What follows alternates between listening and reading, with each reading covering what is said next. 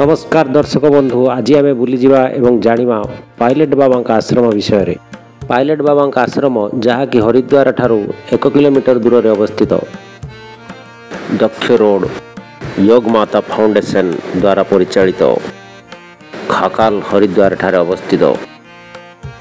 आसंतु जानिबा आज यही आश्रम विषय।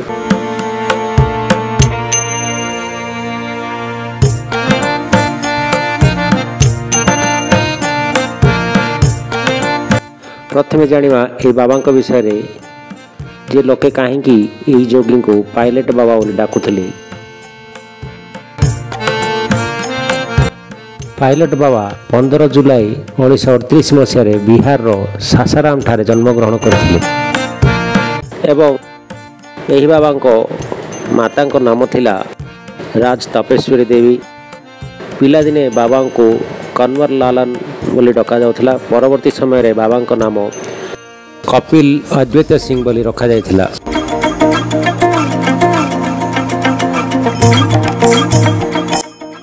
महाविद्यालय पाठ्यक्रम परिसमाप्ति पर पायलट बाबा बनारस हिंदू विश्वविद्यालय जैव रसायन विज्ञान रे स्नातकोत्तर उपाधि लाभ करथिले। बाबा माता कहवा अनुजाई बाबा पिलाटी दिनरु ही आध्यात्मिक चेतना प्रति आकर्षित होउथिले एवं विभिन्न प्रकार आध्यात्मिक वाणी शुणिया पाई मध्य आग्रह प्रकाश करुथिले।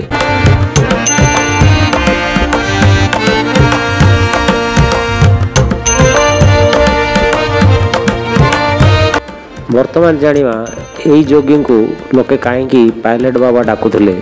पायलट बाबा डाकियार तात्पर्य एही जे बाबांकर आध्यात्मिकता प्रति जेमिति आग्रह रही देश प्रति मध्य प्रगाढ़ भक्ति रही।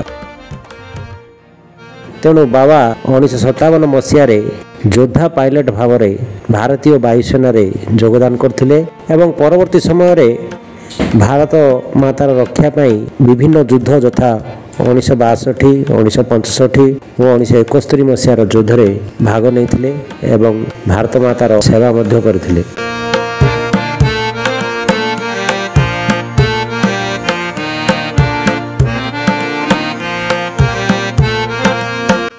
वर्तमान जानिबा एही योद्धा पायलट केमिति महाजोगी परिवर्तन होते। गोटे समय कथा 1962 मसीह गोटे आश्चर्यात्मक घटना घटी जहाँकि बाबा केवे भी भूली पारि नथिले। 1962 मसीह युद्ध समय जिते बाबा विमानटी को नेफा बॉर्डर रे चलाउथिले सेतेबेले विमानटी भारसाम्य हराइथिला एवं सीधा तल को खसी जावार संभावना थिला। एही समय बाबा एवं वायुसेनार अन्य कर्मचारी माने मध्य जानि पार नथिले जे बाबा केमिति विमानटी को रक्षा करिवे। एही घड़ीसंधि मुहूर्त रे हरि बाबा सेठारे उपस्थित रही केमिति विमानटी को अवतरण करिवे ताहा बाबा को शिखाइथिले। यह गोटे बड़े आश्चर्यात्मक कथा थिला। सेही दिन ठारो बाबा हरि बाबांकर शरण नहीं सेही दिन ठारो जोगी हबार आशा बांधिथिले।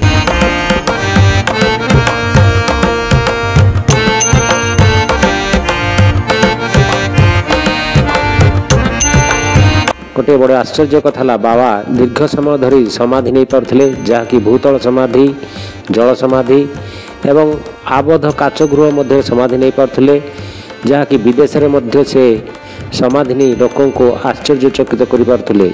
बाबा तांका जीवन काल मध्य 100 रु अधिक थर समाधि नहीं विदेश में यथा जापान लोके यह देखि बहुत आश्चर्यान्वित होइथिले।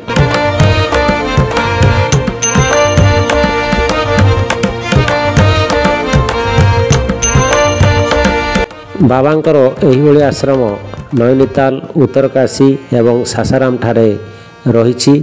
आपण माने जो यही सुंदर कारुकार्यपूर्ण शैली निर्मित मूर्ति गुड़िक देखुंट एगुड़िक रामायण, महाभारत एवं भगवत गीतार विभिन्न अध्याय को लेकिन वर्णित करा जायछि एवं जेकोसी लोक यही मूर्ति गुड़िक देखला परे मनरे आध्यात्मिक चेतना जागृत होता है। एठारे खाद्यपेयर मध्य सुविधा रही। दैनिक शह शह लोकों को एठारे मागणा खाद्य परिवेषण करा जायथाय। एठारे विभिन्न प्रकार रूम मध्य कम व्यय मिलता है। एठारे मध्य धर्मशाला रही।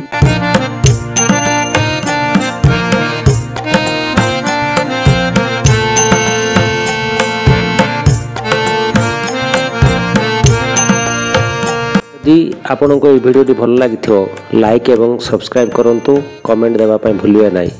ଜୟ କେଦାରନାଥ।